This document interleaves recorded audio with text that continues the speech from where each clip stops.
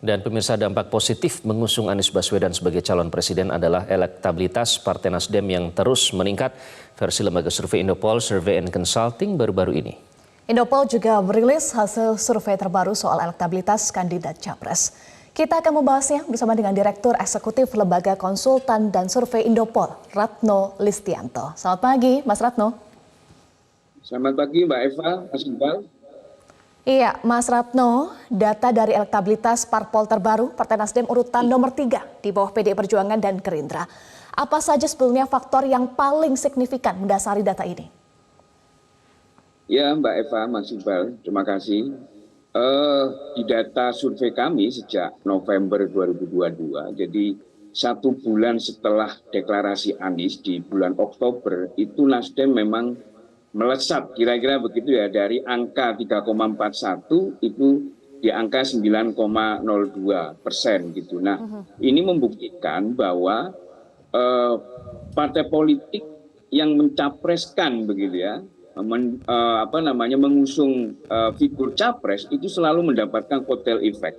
Nah, ini bisa kita lihat juga misalkan di saat ini perolehan suara PDIP dan Gerindra itu di top level kira-kira begitu. Jadi pencapresan partai politik yang mengusung capres 2024 ini pasti mendapatkan kotel efek. Kemudian ada beberapa faktor lagi ini mengkonfirmasi alasan pemilih memilih partai politik. Itu yang pertama yang paling besar adalah bahwa capres pilihan saya menurut responden itu didukung oleh partai politik gitu. Nah, kira-kira begitu Mas Iqbal dan Mbak Eva. Oke, Mas Ratno, kemudian kita berbicara lebih dalam ya terkait tadi Anda sudah menyebutkan efek curtail effect atau ekor jas. Nah, ini terkait dengan elektabilitas partai karena mengusung Anies terutama dari Partai Nasdem, PKS dan juga Demokrat. Nah, bagaimana apa saja sih yang mempengaruhi itu? Apakah exposure berpengaruh? Kemudian kalau posisi Anies sendiri bagaimana Mas dibandingkan dengan Ganjar dan Prabowo? Iya, hari ini survei di bulan Juni 2023 memang posisi Anies di posisi ketiga dengan angka kalau simulasi 3 nama itu di 26% ya.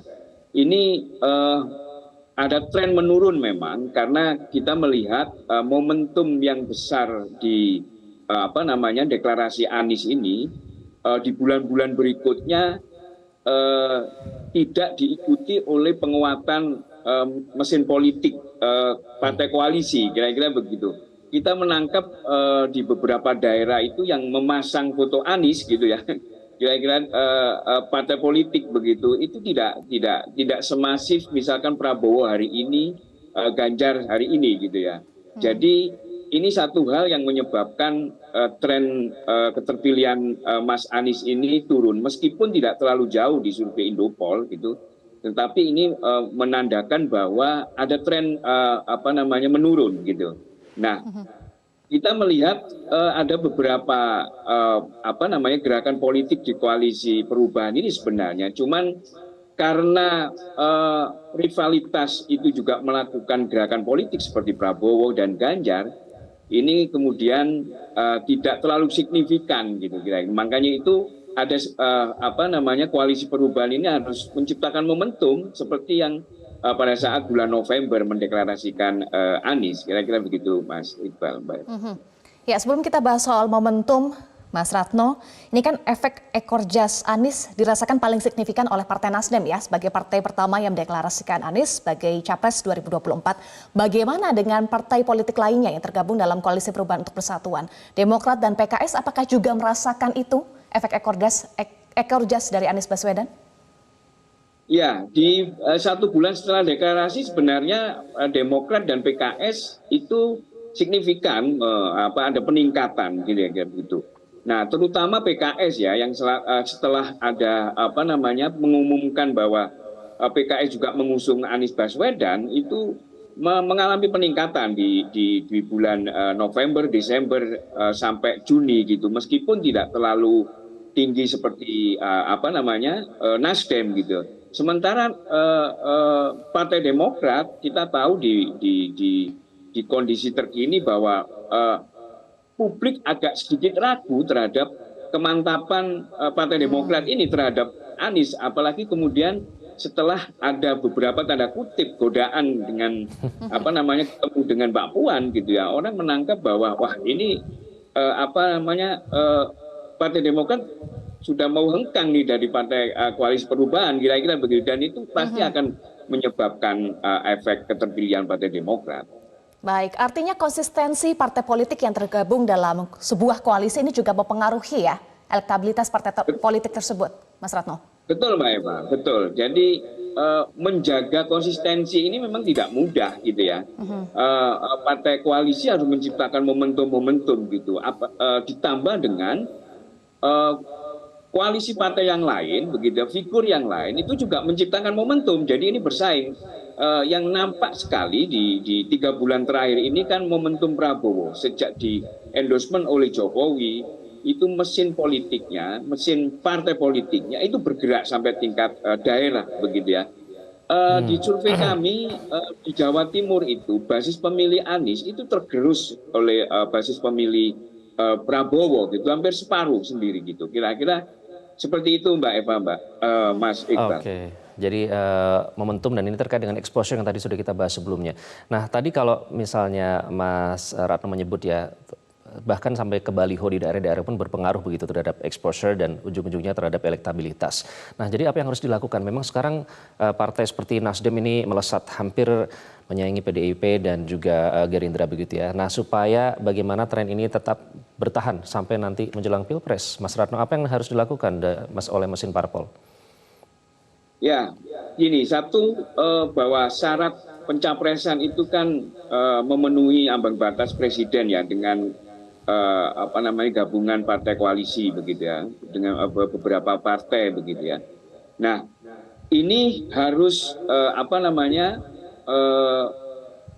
publik atau pemilih kita itu harus tahu gitu ya, sejauh mana keyakinan partai koalisi ini mendukung capres ini, karena capres memberikan kotel efek gitu, itu satu. Jadi kesolidan partai koalisi perubahan dalam ini itu harus dibuktikan di mata publik. Kemudian yang kedua menurut saya ya kerja-kerja politik, bagaimana mengkampanyekan Mas Anies di sampai tingkatan daerah itu penting. Nah kemudian yang ketiga momentum cawapres ini menurut saya momentum yang ditunggu-tunggu oleh publik, kira-kira begitu. Karena di dalam temuan survei kami, figur cawapres itu sangat menentukan penguatan pasangan capres dan cawapres. Artinya kalau kemudian ini kita partai politik salah menentukan, maka ya akan mengalami kekalahan dibanding soal cawapres artinya lebih cepat lebih baik gitu Mas Ratno? Sebenarnya tidak juga, karena di dalam temuan survei kami ini menentukan keterpilihan pasangan capres itu dilihat pasangan capres yang lain gitu. Nah ini kalau di dalam politik, kalau kita menentukan terlebih dahulu, nanti partai yang lain atau figur yang lain akan mudah menentukan bagaimana untuk mengalahkan pasangan capres tersebut. Nah ini juga dilematis menurut saya, Mas Iqbal. Jadi saran saya terhadap Mas Anies dan partai koalisi ini harus menunggu pasangan capres dan cawapres dari figur yang lain, karena ketika ini salah menentukan ya saya pikir habis. Kira-kira begitu Mas Iqbal. Baik, jadi harus saling mengintip dulu ya cawapresnya Mas Ratno soal momentum. Soal momentum lainnya konkretnya seperti apa? Terutama kan Anies tidak dapat endorsement dari Presiden Joko Widodo. Ya, ini menurut saya memang kalau dikatakan kekurangan ya, tetapi menurut saya politik kan masih dinamis ya. Sebenarnya masih bisa lah membangun komunikasi dengan Jokowi dalam hal ini pihak penguasa gitu ya.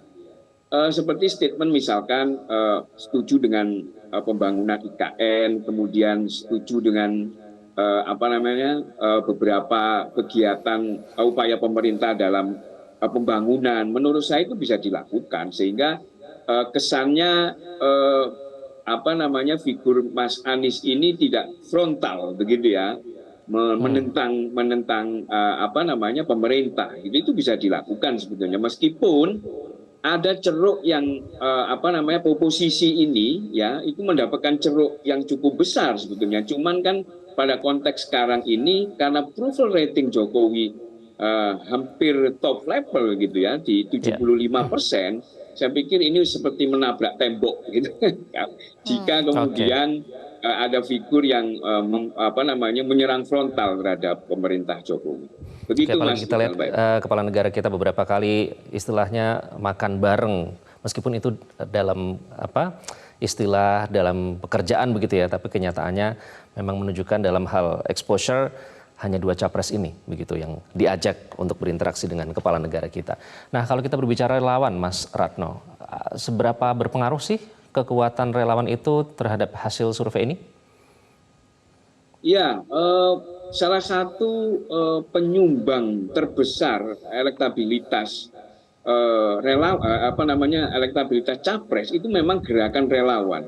Ini menunjukkan di bulan Desember 2022 ya, 2021 begitu, sejak Ganjar Pranowo relawannya mendeklarasikan diri, itu Ganjar Pranowo angka elektabilitasnya sudah berhimpitan dengan Prabowo Subianto yang apa namanya di tahun 2021 akhir itu masih Prabowo di puncak elektabilitas. Nah, saya pikir Mas Anies mesti juga melakukan apa namanya gerakan-gerakan melalui relawan, karena apa? Relawan ini menyentuh di apa namanya kira-kira di sampel survei gitu ya.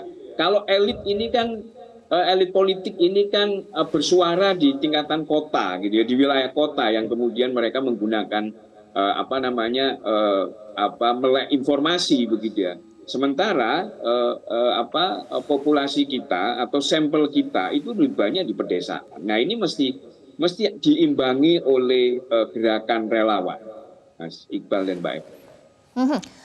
Dari survei apakah juga memotret relawan siapa nih? Relawan Cawapres mana yang paling solid hingga nanti Pilpres 2024, Mas Ratno?